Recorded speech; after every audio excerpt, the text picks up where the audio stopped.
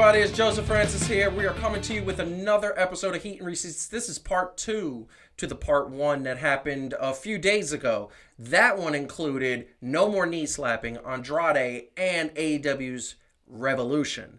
But today, we are going to hit on some really interesting topics. We're going into, of course, everybody knows this weekend, Wrestlemania is the big show. There's 80,000 episodes and hours of wrestling this week from WWE. It's kind of ridiculous. Also, we're going to talk about that match Britt Baker and Thunder Rosa had last 2 weeks ago, and that was amazing. And of course, we have to talk about our factions, because that's what we teased in part 1. We want to talk about factions and how they're just WWE's not doing it well. But first, I want to bring the panel over and say what's up to everybody. How is everybody doing? We got our Inner Circle shirt for me. We got the Bubbly Bunch. Because I think that's our favorite faction right now. Oh, the Inner Circle. The Inner Circle. And Calvin, what is up with you, my man? I think I'm cute. I got gold medals. I got the moves that make them all tap out. No? Okay. No, never mind. I liked it. I liked where you were going with it. Ain't nobody feeling my sexy Kurt. It is what it is. It was I think you are bugging a little bit, but that's okay. The ankle slam, the ankle lock. Marty Jannetty. I'm feeling it. He still can't walk. I'm not gonna lie. Look, I know that was a fake song, but that was the best line ever. Poor Marty Jannetty. Yeah, because he still can't walk technically. Okay, but before we go any further, I want everybody to hit that like button, subscribe to the channel if you haven't yet, and follow us at Fan2Fan Show on Instagram, Twitter, and Facebook. I want to introduce this topic by saying something that I think I want to show a contrast. A little monologue here. Very quick one. Factions. We all know factions in wrestling. We all know the NWO. Probably the greatest faction of all time, arguably. DX, The Nation, so many other factions through the years, Evolution, all the factions that we have come. But lately, factions have been a little screwy in WWE. AEW hits on factions. They get their factions. I think the problem with AEW is that there's too many factions. Like, who are you taking seriously? You can't take every single faction in AEW seriously. You can't. The Nightmare family just had a split. You know, we got the Matt Hardy, Money Matt family. We got the Dark Order that's not really dark anymore. Rest in peace, Brody Lee. That's trying to still recruit Adam Hangman Page. And then we have what I thought was one of the best storylines in AEW so far this year. And that was MJF's infiltration into the Inner Circle and forming his own, which is the Pinnacle. Now, those types of and even the breakup of the Nightmare family recently, QT Marshall, that looks like it has promise and potential. But why is it that WWE can't seem to capture the magic that they did in the 90s and the 2000s? I mean, in the 90s, they brought us DX. Then they bought the company that brought us NWO. In the 2000s, they brought us Evolution. And even in the 90s, we forget about the Ministry. That was one of the best factions. The Corporation, and the Corporation that continued later on.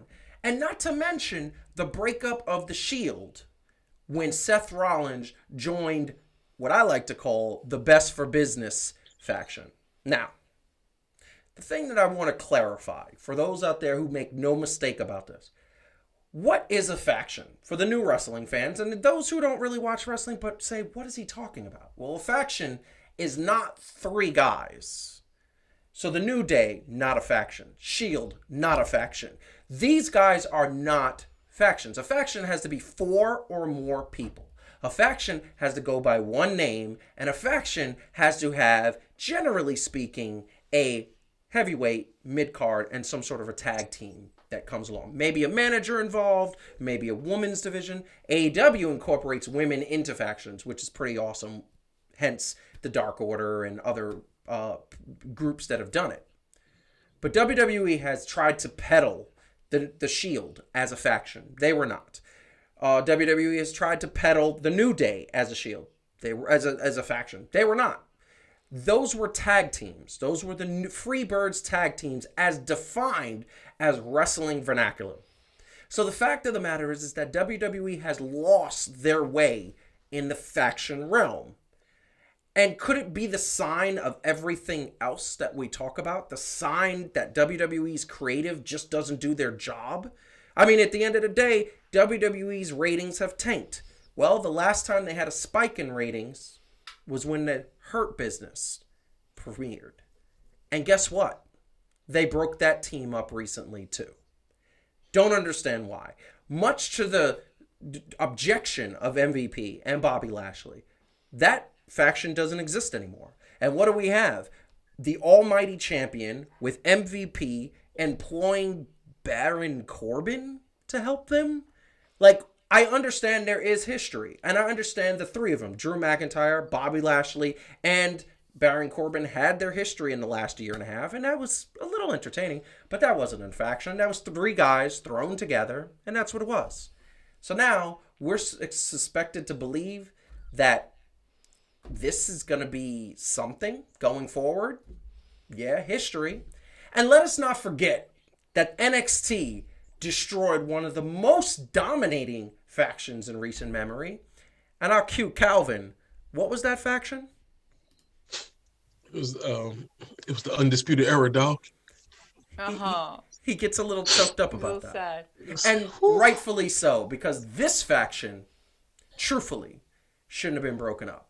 Or should have been added to. So, Calvin, I'm going to throw it to you first. Me and you have been watching wrestling since the 80s, as we've said many times.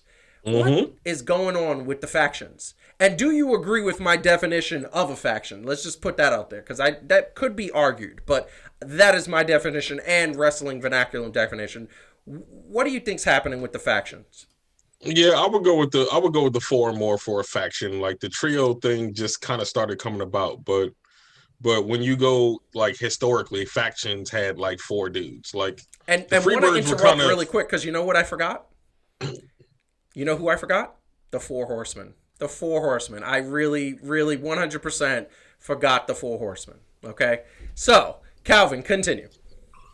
But yeah, like you had those one-offs, like Demolition. They weren't a faction, right? They were a tag team versus Legion of Doom back then. Even though they had three dudes, you could just interchange. Yep. Yeah, but faction had to have like numbers, strength in, and all that other stuff. And I don't get it, right? Like, because you had the Nation versus DX. And right? That was 5-on-4.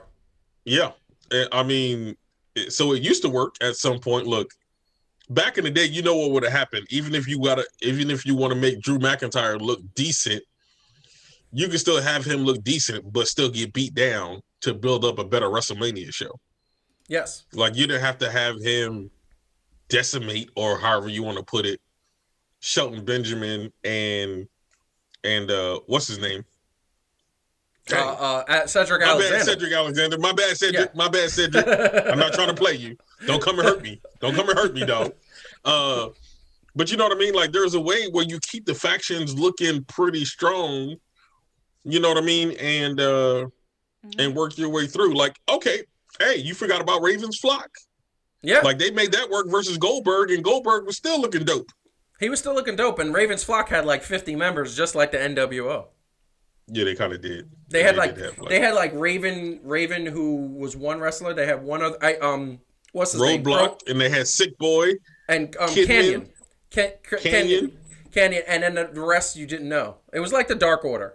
Oh no! There was Sick Boy. There was Roadblock. I remember Mayhem. Sick Boy. Like, go look it up. We're gonna have to. Yeah, we're gonna have to show y'all. I don't remember that. The next show, we're gonna show y'all a picture. We're gonna open with a picture of Sick Boy. Oh no, I'm gonna put it in. I'm gonna put it in for this. I'm gonna put Sick Boy. Right now, I'm gonna put that in. Yeah, Sick Boy was legit. He actually had moves. But anyway, like, no, you can tell a different story. Did he sneeze into people as his finishing move? No, he did. He looked sick. Did DC he did. name him? It sounds like yes, DC. Yes, they did. Sick Boy, and it was like, what's your name? Achoo, Sick Boy. Yeah, exactly. Oh snap! All right. That's great. Is he a member Yeah, no, but of Retribution? That sounds like a oh, Retribution name. oh Top Lord, hat, Top hat, look, flapjack. crowbar, they flapjack. was Yeah. they were Paddywhack. so irrelevant. I forgot that they were a faction. There Yeah. you go. They're Yeah. not all winners, right? Like No. not, and I think it was good that you said that. You know, pointed out that at AEW, even though they are doing the faction thing very, very well, not every faction at AEW makes a lot of sense to me. But that's okay. I would rather them experiment and fail than do what WWE is doing, which is like just not do it at all. Which is really sad because again, like we complain a lot about the storytelling at WWE, and one of the things they seem to be not realizing is that if you can create a faction that has a meaningful connection to each other, right? And so I think that's, you know, thinking about the ones at AEW that are very successsul, like Kenny Omega, which we forgot. you know, and his Which I faction, forgot. like the Inner Circle, now like Pinnacle, right? Where you kind of you get why these people have banded together. You get what their connection is. It doesn't feel. I will say Matt Hardy's collection of weirdos feels a little bit like just like a collection of weirdos, right? So like I'm not feeling that yet, but that's fine. I'm going to give Matt a chance because I believe in Matt Hardy.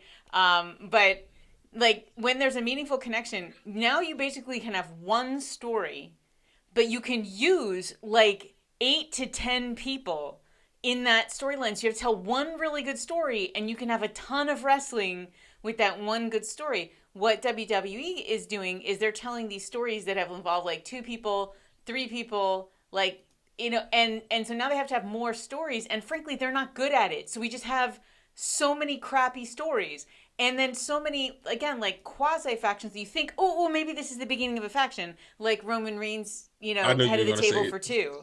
Yeah. You know, Table for 2. That's not table. That's what they should be called. He's the head of the 2 top. And it's sad, right? And then you Keep have it like coming. the Hurt Business where you really had it. Like it's like you got their connection, they were vibing, they had a great guy on the mic in MVP, fantastic. And then of course they like, no, we can't have nice things. And so they have to ruin it for everybody, right? So, you know, but you see, but in AEW you see again, like some of them aren't working that well, but some of them are working really well. I think Dark Order was awesome. And then they just didn't know what to do with it when Brody Lee died. And now it's like, okay, well, now maybe they're like good guys because they want to put John Silver in charge of it. And he's sort of more like a comic relief kind of person. They could have given it to Adam Hangman Page, but they could have called it The Order. Yeah, but I don't know. I don't know that I feel like Hangman runs a faction. I'm just saying. He's a main eventer. They could have put somebody. They could have put Pac in charge of it. I mean, there's lots of people that are charismatic enough to lead a faction. I feel like they're just figuring that out. But again, I appreciate that it was really good, and they got thrown a terrible curve. Yeah. And in general, their factions are working. There are, as you said, there are a few that it's a little bit like, what? Yeah. But it's okay. You know, I mean, like, look at how good the Eddie Kingston's faction was, and now I'm fine that broke up because he's with Jon Moxley, and that gives me the joy. Yeah. How good Taz's faction is. Taz's faction is the one that a little bit to me is left in limbo because you have the Pinnacle, which is these tough dudes who are, as Calvin said in the last part, most factions and people are not ready for that smoke. Because my man's is ready to like kill people. The Inner Circle got them back, which was an amazing scene, and it was fun and it was great. Amazing. But you look at the craziness of these two things. You got FTR who are vicious in their right, but they're fighting Santana and Ortiz who are Puerto Rican psychos who are bleeding people. And then you got Jake Hager, who is an undefeated MMA fighter fighting Wardlow. And then you got Sammy Guevara, who is a little crazy in and of itself, fighting anyone. 10, the perfect 10, whatever his name is in AEW, I always forget. And then you got Chris Jericho and MJF, who are just a match made in heaven. I think the only match... Yeah, Sean Spears. The only match I want to see more in AEW right now with that Jericho is I want to see Jericho fight Sting, just because that WCW go. But I don't want to see Jericho with the Inner Circle fight Sting. I want to see Jericho split away and as his like final match he fights Sting. That would be like amazing. Look, I don't know what's going on. I don't know why WWE doesn't understand the magic that they had with the Hurt Business. Right? It was theirs. They had it. They had the faction. They had a faction with the Undisputed Era that they could have brought up to the main roster and could have done far more damage than Retribution did and been taken more seriously. And you could have had Finn Balor lead Adam Cole's Undisputed Era, and they could have united, and they could have eventually united with AJ Styles. That could have been a direct there's like a million shot at across the bow of AEW and New Japan Wrestling. But there's something I want to pose to both of you. Do you think the fact of the lack of a faction is because it's Vince McMahon seeing what AEW is doing and saying, I don't want to do their formula because they're doing it, so he's shooting his nose to spite his face? I just said that was true if they had been doing factions beforehand, but even before AEW, I mean, how long has it been? Before there was a really... Well, no, they think the Shield is a faction. Okay, well, they're wrong. But Clearly. but I'm saying, like, it's been a while, right? It's been a minute. And I don't think you can blame AEW for that. I sometimes wonder if, like, Vince just likes to be able to make changes to things on a whim. And so, like, factions kind of lock you into certain kinds of things. And he likes being able to say, like, hey, let's randomly partner, like... Otis with Shorty G and see how that goes. Like, because I feel like it. Because I'm, I had my oatmeal this morning. She gives no love to Shorty G and Otis. Sorry, and by the way, I don't blame her. Have you seen that thing where he flies through the air and throws his butt at people? It is the silliest damn thing. Shorty G and Double D's? It is. Yes. Yeah, clearly. Yeah, it's bad. Calvin, do you think this has been McMahon being petty? And by the way, I just want to say, multiple reports say that Vince McMahon still believes AEW is not a threat. That's funny. I believe that Vince believes that AEW is not a threat. I believe that nothing can convince Vince McMahon that he is not the man. Yeah. But I will say this. This is what I think ultimately...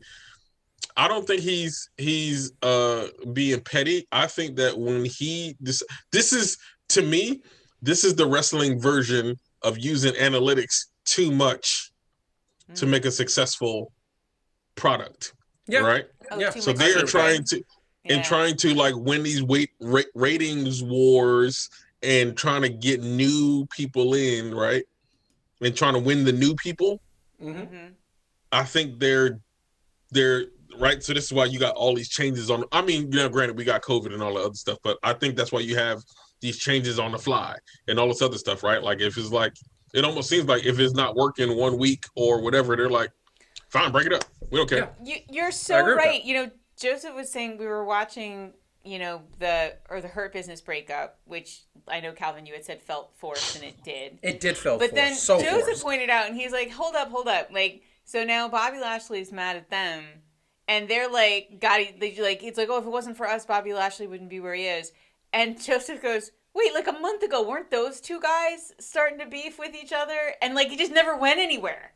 Cedric Alexander and and then they just didn't do anything with it. Like, and there's so many stories like that where it's like, wait, hang on, wasn't there a thing where they were doing whatever and somebody just went, nah, let's not bother. And then you look at how you compare that to how well crafted.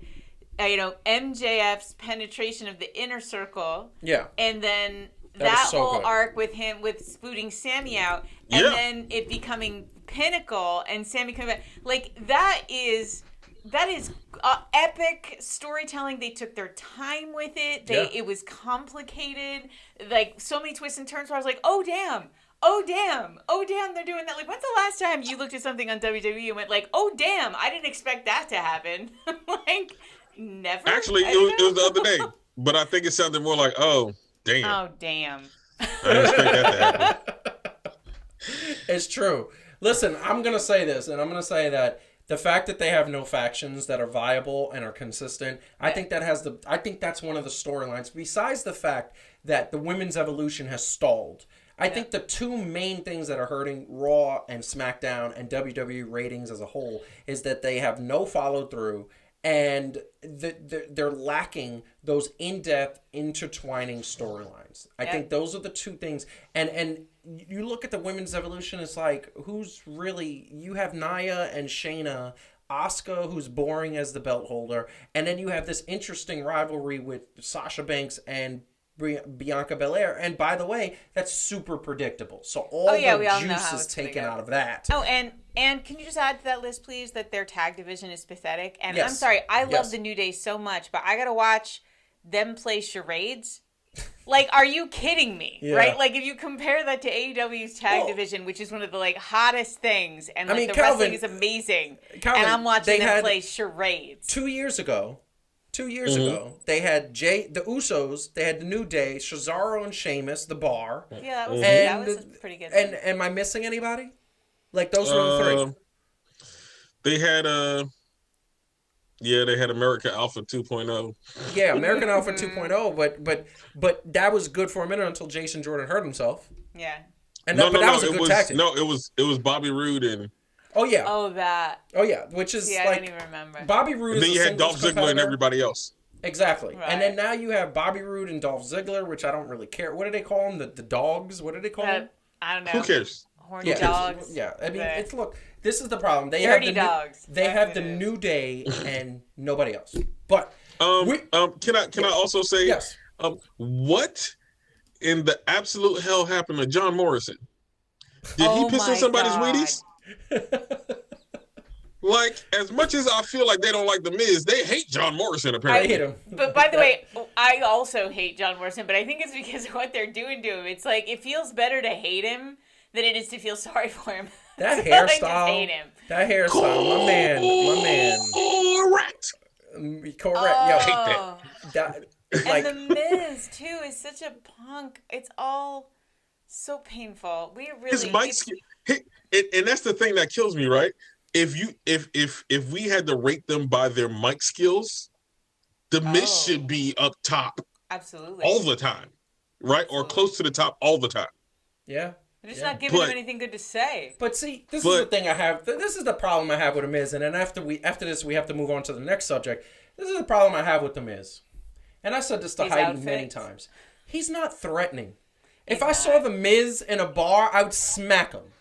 He would never intimidate a regular guy like me. He'd never intimidate me. John Morrison neither. I don't care how many muscles you have and what your cardio looks like. You're getting your ass beat. Like, that's the problem. But you want to know why? Like, I don't care how good you are on a mic. No, it's the characters that they made them. I agree. Okay. Just think, and I know we're gonna move on, but remember the talking smack when The Miz legit went off on Daniel Bryan. I know.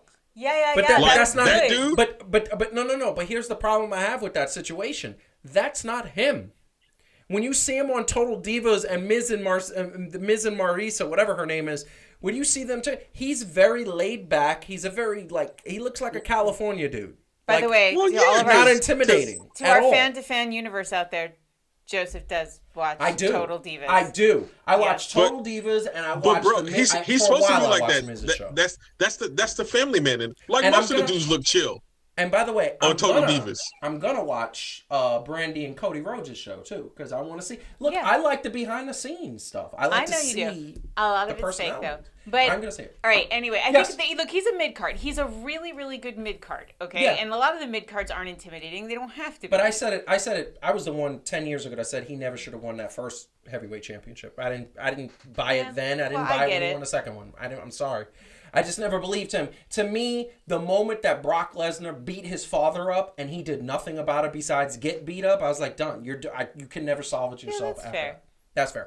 But we are moving on to the next topic. But before we move on to the next topic, hit the like button. Comment below whether you agree, disagree. We'd love to hear from you. Share this video with all your wrestling fans. And on top of that, subscribe to the channel if you haven't already. Like us at Fan to Fan Show on social media. Instagram, Twitter, and Facebook. But we are going to the next topic, and I'm going to head over to Heidi first because I just want some acknowledgement that this woman who we are showing a picture of right now, bloodied and everything, is officially the best women's wrestler in AEW. And where would Heidi put Dr. Britt Baker, DMD, on the scale of best women wrestlers in the world? Are you kidding?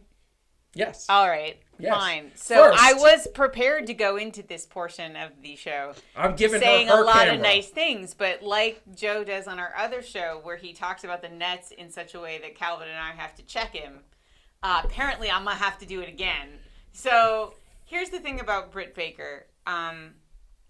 She has gotten a lot better. So let me just start. Like, she has gotten a lot better. She is absolutely the best female wrestler in AEW on the mic, hands down. I think she holds her own with some of the best men on the mic. She's really, really good. She's a fantastic heel.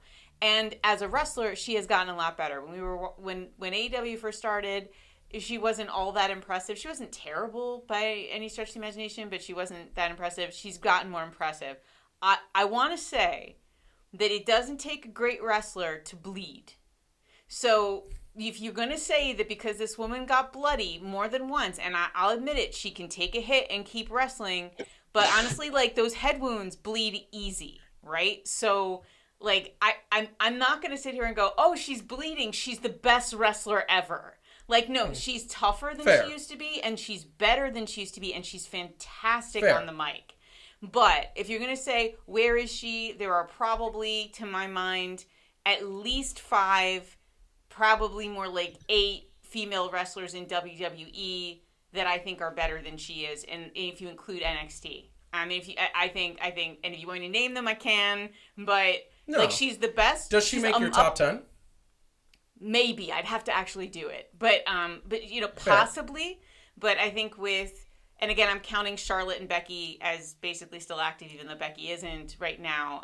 If you count them, if you count Rhea Ripley, if you count Asuka, if you count like maybe she's 10, you know? Yeah, but again, she wasn't anywhere in the ballpark of them, I want to acknowledge. Yeah. Like, when AEW debuted, and I just want to say she's got, like, Carmella is not somebody I ever loved either, and she's gotten a lot better. So, improvement. For those who don't know, anybody watching AEW 2 weeks ago saw Dr. Britt Baker face Thunder Rosa in one of the most vicious, bloody matches, and it wasn't, and yes, you're right, you're absolutely right, those head wounds bleed very easily, but it was not only that, they had some moves that, for the most part, the entire match, me and Heidi were like there was some moves, and it was some really good, she was really good, and Thunder Rosa, I really like as a wrestler too, so credit to, like, the two of them actually having together, I think, a very exciting match. Calvin, what do you think about that match? Because, like, I remember you actually, because I DVR'd it and I watched it later, you actually said you gotta watch this match. What did you think about that match? So, are you trying to say that they have the moves that really move them? Yes. They should send chills up and down their spine. Okay, cool. I just figured. Okay. No, I love the match. Like, I did. They really did their thing. Like it was believable. You know what I'm saying? Like, it didn't look just I love her finishing move. I know we never really had a problem with that, but, like, her finishing move in coordination with all of this other stuff just made it pretty legit. Got to give it up to Thunder Rosa as well, because one person being good in the match doesn't make the great match, right? Now, your question about Britt Baker and is she a top 10 for you now in the world? I mean, there's a lot. We getting a little Brooklyn Netish. We getting in that realm where there could be potential. I see some signs. Right. You know what I'm saying? I just need to see a little more. Okay. Consistent. So you're saying I need to see a little more consistent. So right now, I mean, I'll probably put her up there. I'm not gonna lie. I'm trying to think real quick, like you said. Well, if we go down the list, hold on, really quick. If we go down the list, she's not better than Charlotte. She's not better than Asuka. She's not better than Sasha. She's not better than Bianca Belair. She's not better than Bayley. She's not better than Rhea Ripley. She's not better than Shayna Baszler. Shayna Baszler. I was going to say. Io Shirai. She's better than Nia Jax. She's better than Nia Jax. Fair. But I think Carmella is better than Nia Jax, so I don't know if she's better than Carmella. I mean, Alexa Bliss. Alexa Bliss. Oh, yeah, Alexa Bliss is dope. So that's 9 right there. Yeah, I'm pretty sure we're just missing somebody. Is she better than Nikki Cross? Like, yes, I mean, at one point, I would have said no. Yeah, but Nikki Cross NXT Nikki Cross? Yeah. Yeah, and that's true. And also, forget about the fact that, and maybe this is the competition, but also the what's her name, the iconic, who now is serious. Billy Kay or no, the other one. The other one, married to Sean Spears. Peyton Royce. Oh, Peyton Royce. Yeah, yeah. She stepped up her game recently too. Oh, and we forgot about Naomi. Yeah. Yeah. So no, she's done. Yeah, you're right. So I would say she's got it, but I agree with Calvin. As usual. Oh, I agree precisely. Forgot about with Calvin. Becky Lynch too. She's not even in the top 11. So I agree with Calvin exactly, which is that she has a lot of potential. Yes. Like she's improved a lot in the last year. If she keeps improving like that, then we could all be saying something different in a couple of years. Certainly. Maybe putting her ahead of some of those other people. I didn't love that. I was thinking it, and you said it when we were watching it. I don't love her starting to channel Charlotte Flair. Keep your character unique. That has been really good. Don't accidentally start channeling Charlotte, because that's a mistake. And Calvin, you saw the promo where she had the flannel wrapped around her waist talking to Mick Foley, right? You saw that, right? Yeah. And I felt like, do you agree that she sounded very Charlotte Flair in that promo? You got to hear it. Once you hear it, you can't unhear it. That's what happened. So it's just careful. You got to just be careful. Yes, Charlotte works for Charlotte, but you can't. There's just one queen. It's true. But I thought that match on a scale of 1 to 10 was a 10 out of 10. I thought that it was AEW's best match this year. And that's saying a lot, because there was AEW's best women's match this year. I thought it was the best match this year. Are you high? I'm serious. What? I thought it was. The best match, period. Yes, so far. I thought, don't get me wrong. AEW? Hold on. Yes, in AEW. Yes. Hold on, stop. Don't get me wrong. There are some very, very close, and that's arguable. But the two matches that reigned supreme was Kenny Omega versus Rey Fenix. That was another one that was great, and it was Jon Moxley versus no, not Jon Moxley. It was No, so far this year, I think it was just those two. I don't remember a match that was amazing. Am I wrong? Am I missing one? I think the barbed wire match would have been great, except that they fluffed it. Yeah, but it didn't make it. This whole year, 2021, not 2020, because there was amazing matches. I don't even think that was better than Darby Allin versus. The street fight. Do we put that in the same category? Because it's a street fight. It's it was theatrical. Do we put that? Because it wasn't in a ring, technically. It was in a ring, technically, but most of it was in a factory, was in a warehouse, and it was cut. It wasn't consistent. It wasn't live. You know what I mean? It was recorded and edited. I actually made Darby Allin versus, what's his name? Brian Cage.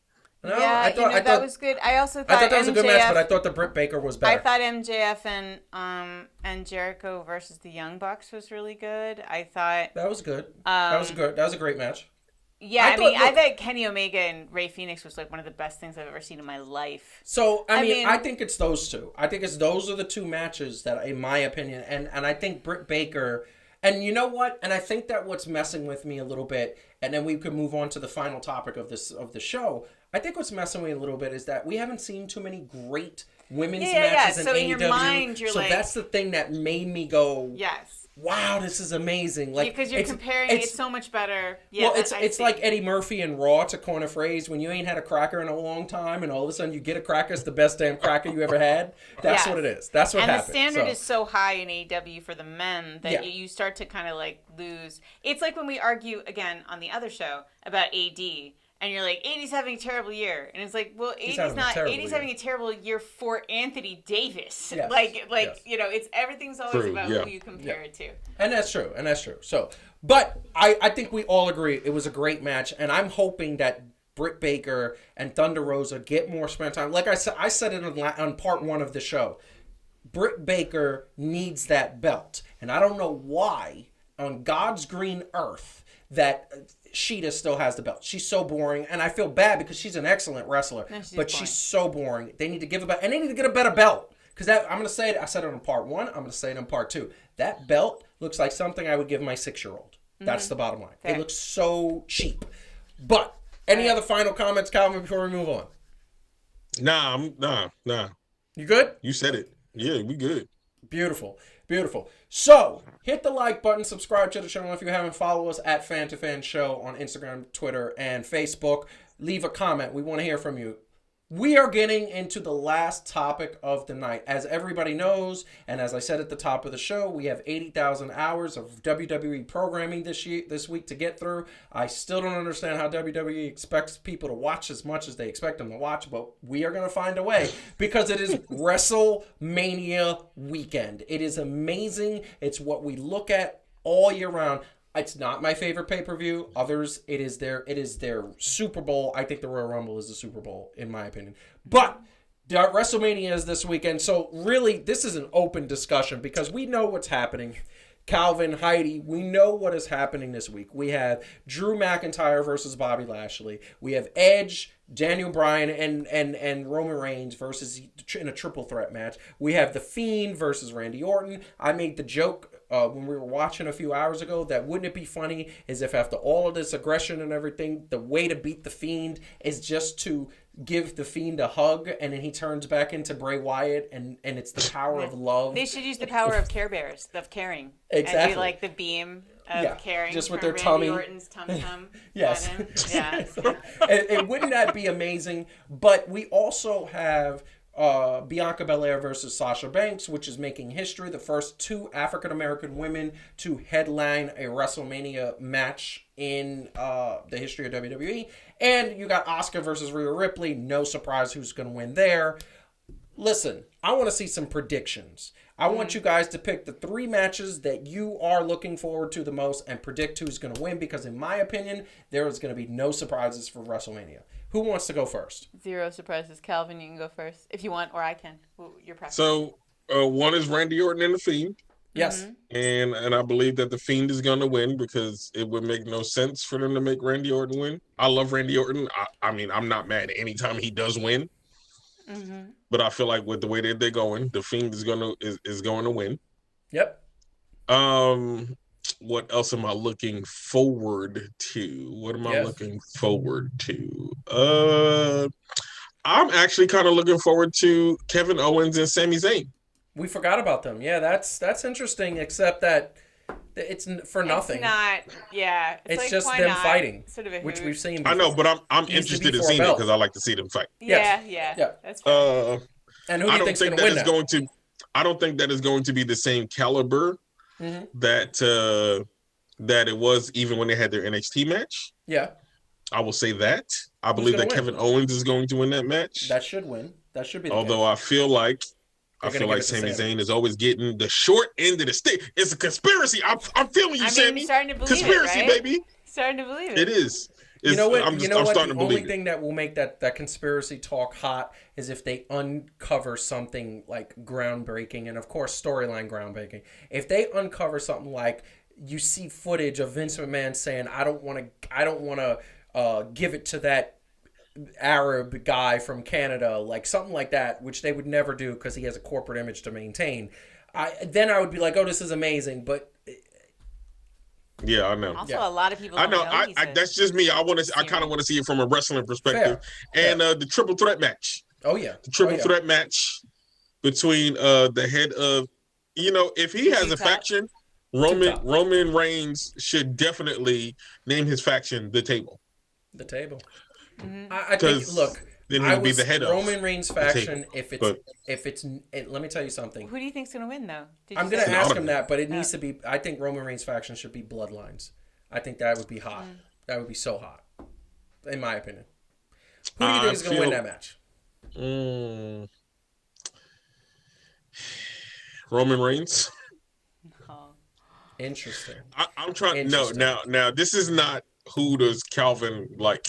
Yeah, I know. It's who do you think is going to win? Oh. I believe that they're going to somehow do Roman Reigns. Now I got to try to think like WWE creative. Ew. Somehow I think that, like maybe Daniel Bryan will cost somehow Edge the match. Mm-hmm. Roman Reigns will capitalize, and then they'll go on with this Daniel Bryan Edge feud. Because I feel like they feel like that'll be a good feud going forward with people being in the what you call it, in attendance. Got it. Heidi. What do I? Yeah. So 3 matches you're looking forward to and their predictions. You know, it's just so sad. Like, I can't remember looking forward to WrestleMania less. Like, it's just a bummer, right? But so I think that I agree with Calvin. Randy Orton and The Fiend, and I think The Fiend's going to win. I will say, I said this earlier when we were watching it, Calvin, when Joseph and I were watching. I am getting so mad at WWE for making me hate it when people I love come on screen. Because if I have to hear another Randy Orton monologue where he says basically nothing except recaps, like, here's where we are now with things with The Fiend. Like, and he takes forever to do it because he went to the Seth Rollins school of slow talking. And it's killing me. And you guys know I love Randy Orton. And I'm like, please stop monologuing. Oh my God. So I'm looking forward to that being over. And The Fiend winning. That would be nice. I am looking forward to the triple threat match. I actually think Edge is going to win. I think that would be sort of interesting, and then we get a big pop from the fans for him having it. Especially now that they're turning him like explicitly nasty. I think that's a build up to him winning. A third thing I'm looking forward to. A third match I'm looking forward to seeing at WrestleMania. Gosh, this is so sad. I can't. I mean, like, I guess sort of Drew and Bobby Lashley, just because I really like both of them, and I think it'll be a really good match. But I think Bobby Lashley's going to keep it, going into, like, maybe he'll lose it at SummerSlam or something, but I don't think he's had it for long enough. Yeah, I mean, so the one thing I want to mention, just kind of, and it was announced, I think yesterday, for the first time in its existence, and I know it's a short existence, the Andre the Giant Battle Royal is not going to happen on the SmackDown before WrestleMania. Which is like, how disrespectful is that to Andre the Giant? Like, that was supposed to be amazing, and you do this, and they could have made it so interesting. They could have made it for like the Intercontinental Championship title match. And ironically, they're doing it because they don't want it to be too long.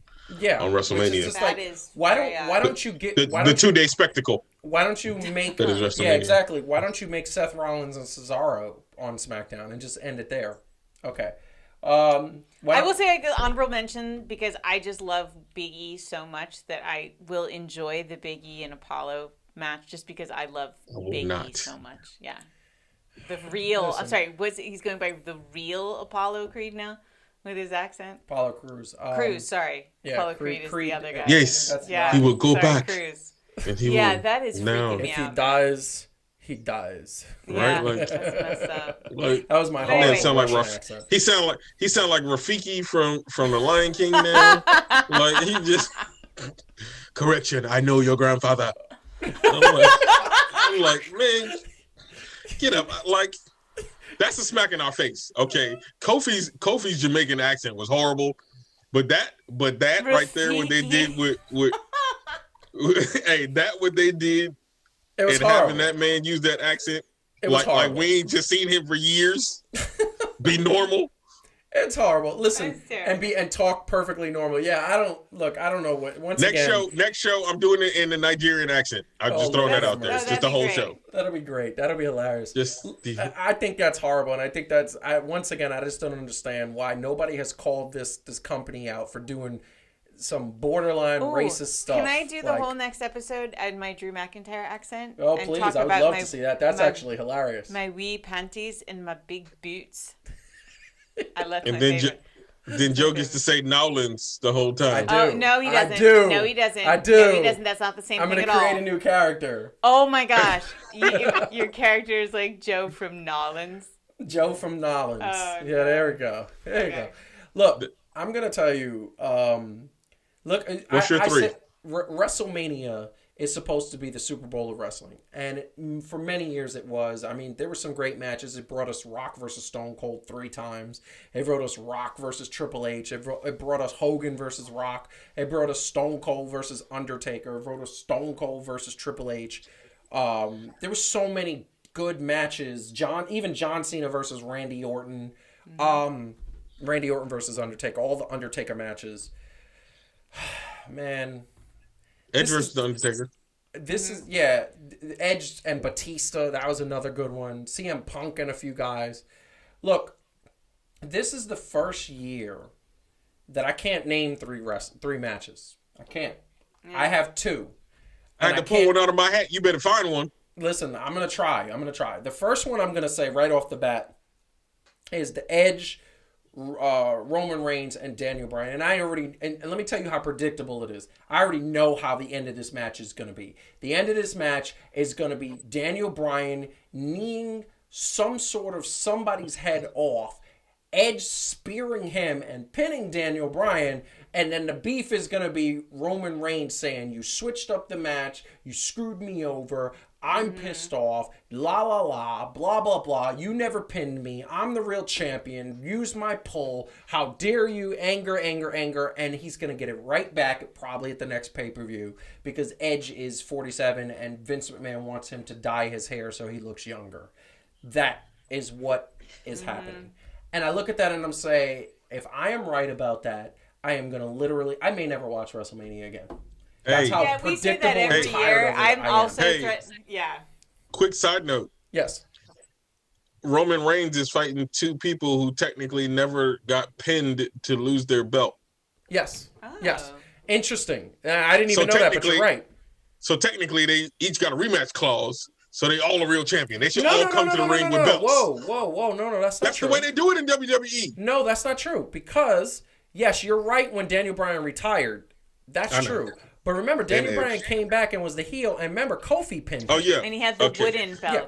And he had the wooden belt. Daniel Bryan won, but that's not the same. That's I get it. That's not, yes. I will tell you right now that if I see Shane McMahon pour it like Nickelodeon green goo on Braun Strowman one more time, I'm to walk out, and I may not come back. Like, I don't even understand. Like, let me tell you something. You have Braun Strowman and Kofi Kingston, who in and of themselves is a main event, and you have these dudes, and you pour green goo. I know, but I agree. You got the New Day instead of fighting Shelton, and you could have put Shelton and Cedric in a triple threat with AJ almost and a New Day, and it would have been more interesting. Then I'd have been like, okay, this is more interesting. But you break the Hurt Business up. You have the New Day versus AJ. AJ Styles is one of the best in-ring competitors. You got him going for a tag belt? No, and they're just like trying to work the novelty of finally having all those fight, and it's just not that novel. It's stupid. What's your other match? That's stupid. What's your other match you want to see? The other match I want to see is just because, and I already know, once again, it's super predictable, it's Bianca Belair versus Sasha. And that's just because it's making history. She's going to win. She's a darling. She's amazing. She is awesome. Yeah. Her character is Britt, and she's going to win, and she should win. And Sasha has had the belt longer than she's ever held the belt, so clearly she's going to lose the belt. Do we think Rhea Ripley's going to win? Yes. Yeah, yes. So do I. Yeah, of course. And here's the thing. I love Rhea Ripley, and I want her to win. But the reason why I can't name that one as my third match, because I'm more excited about what they're going to do with Rhea Ripley after she wins the belt, not the actual match. Yeah, they turned her heel. They turned her heel, yeah, which is fine, and I'm good with that. But I will just say, if when we like to, like predictions. Why do people just turn heel? Well, yeah. No. Okay, small. I'm tired of people just turning heel because it turned Monday. Yeah. Yeah. Listen, like for no reason. It's what happened on Game of Thrones, and there's no build up. Listen, look, it was like, hey, we're gonna have you be the good guy for all of your NXT career. We're gonna act like nobody ever watches 2 of the same shows. Yes. And then turn you heel. And here's the for other no thing. reason. And this is the other thing that I'm excited about. And I'll say the third match, and it's Drew McIntyre and Bobby Lashley. Yep. Why? Because I want Bobby Lashley. He's gonna keep the belt. There's no way they're gonna give it to Drew McIntyre 2 WrestleManias in a row. The only thing that makes me say that that's gonna change is the fact that this year there's fans in the arena.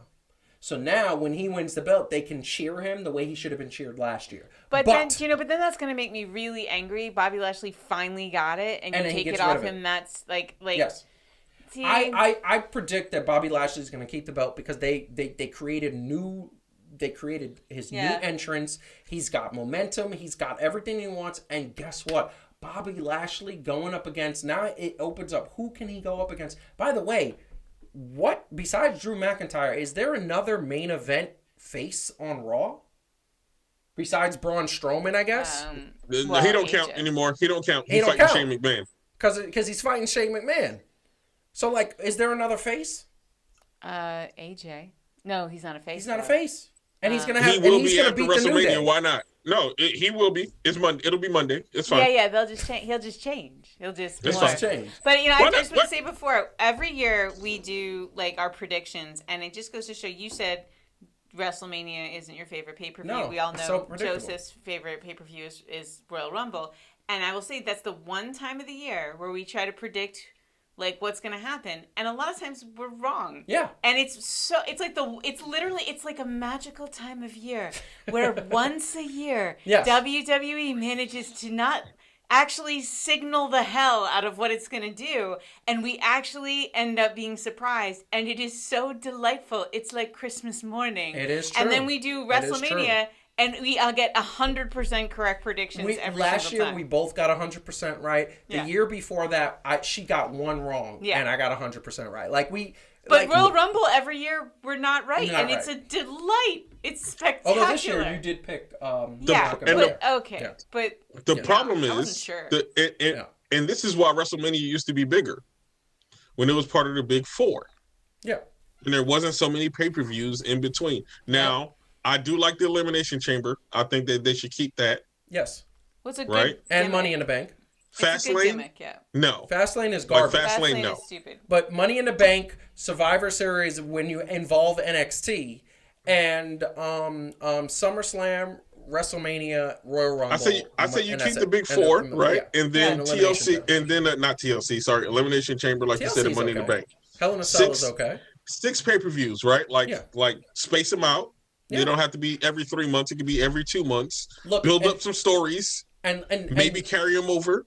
And the thing that I was going to say really quick is that Raw is now moving to 2 hours. So they're saying that the Raw after WrestleMania is 2 hours from now on. So going forward, we don't have to look at all the flashbacks, which is insane. They're taking that away. Yes, we will.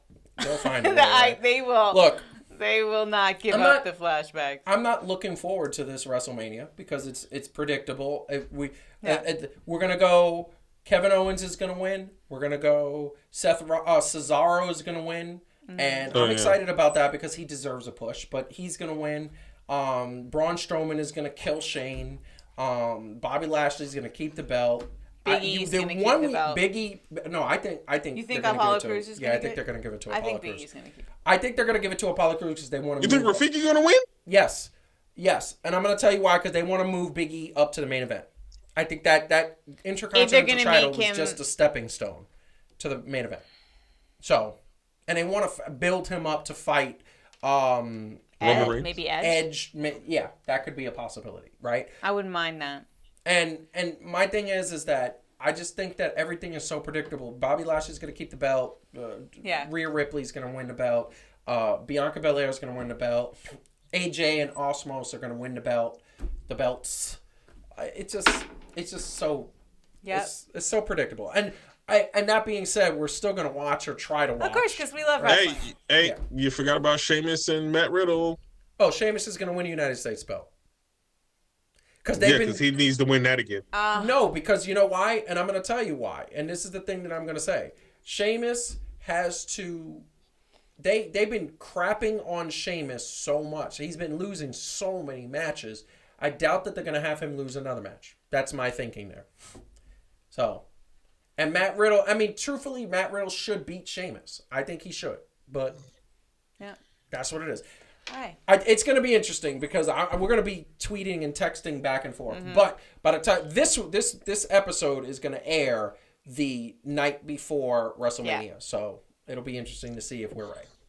So I feel like Keith Lee should come back and spirit bomb everybody. Oh. I feel like Keith Lee should come back as part of the Hurt Business. That's what I think. No, he should spirit bomb everybody. That too. He don't even need to. That too. I would watch that. Yeah, that would be good. Just every match. Every match. He just comes out. I would like him to do it while Randy Orton is in the middle of one of his terrible, terrible monologues. I would just love Keith Lee to come in and just be like, we're done And the thing here. that I'm going to say, and then we got to get out of here because we're approaching an hour. This is the thing that I'm going to say. There's not even a money in the bank like that could be cashed in to surprise you. There's nothing to surprise us. Like no special guests. Like, and no. the host is Hogan and Titus O'Neil. Which means Brock Lesnar will come back. How do you figure that? Boy. Huh? I think Brock Lesnar is one step away from signing with AEW. Do you ever need a rhyme or reason for Brock Lesnar to come back to the WWE? True. I mean, look, if Brock Lesnar comes back and F5's Bobby Lashley after he wins the title, I wouldn't mind that. But the problem is I don't want to see those two fight. To me, that's WrestleMania. That should be the main event of WrestleMania or SummerSlam. That's something that happens at WrestleMania. Not Money in the Bank or the next one after that, like which I don't even know which one is the next one. It shouldn't be that. No. So Capital Punishment. you making stuff up now? Hard to solve. No, they had a capital punishment. They did. I remember one. Oh, that's so bad. It's so bad, and I think that the reason. I mean, I think COVID has to play because there's no Rock, there's no John Cena. First time in over 25 years, there's no Undertaker, no John Cena, no Triple H, and no Shawn Michaels. Those guys will not be there. They need to bring back In Your House. I remember that. It looked like the graphic for In Your House looked like a real world graphic. That's how bad. Okay, and can I just say he is really? I'm gonna say this is my last thing I want to say. He's very forgiving about this. I am not. They used this same pirate theme for this year, and he's like, "Well, it's because they're still in Tampa." And I was like, "I don't really give a damn. You could come up with a new theme. You literally don't have to be so cheap. You are reusing the graphics from the last WrestleMania. It's like pirates again because and Tom Brady should have been the host. Pirates. I mean, come on. If Aaron Rodgers can host Jeopardy, anyway. Yeah, right. Anything. Calvin, what do you want to say to the people? I make your ankle hurt? No, for real. We hope that WrestleMania is going to be at least a little bit more exciting than what we figure it's going to be. But really, I'm probably just looking forward more to the NXT pay-per-view, which we should have talked about. Yeah. More than that, but as always, we thank you for rocking with us. This was Heat and Receipts. Love it. And we love y'all. Very much. And I just want to mention that the Demon Finn Balor is coming back for that NXT pay-per-view. So that is interesting. Heidi, what do you want to say to the people? I want to say also thanks everybody for tuning in. I am very excited. I am going to do my first extra point for the Fan to Fan Network. That'll be coming up next soon. week. That will be about why people think people like me aren't supposed to like wrestling. And what do you mean by people like you? I mean ladies with...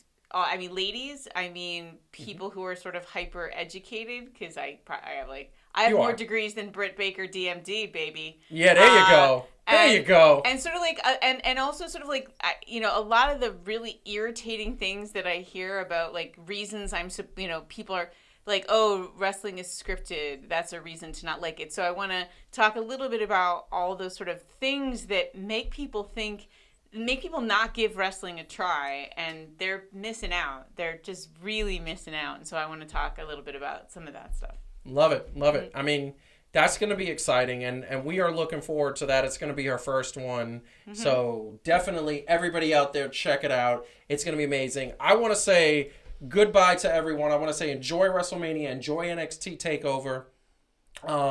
Make sure I would like to know in the comments below who do you think is going to win. So make sure you put your you could do your top 3 matches like we did or the entire card. That would be amazing. But we love you very much. Wrestling Heat and Receipts will be back with a post WrestleMania show where we're going to talk about what happened on WrestleMania, and we're going to throw in NXT TakeOver to just kind of say, hey, let's talk about that. Until next time, I'm Joseph Francis. Follow me at Real J Francis. Follow Fan to Fan Show at Fan to Fan Show on Twitter, Instagram, and Facebook. As well, like this, share this, comment on this, and subscribe to this. That is a mouthful.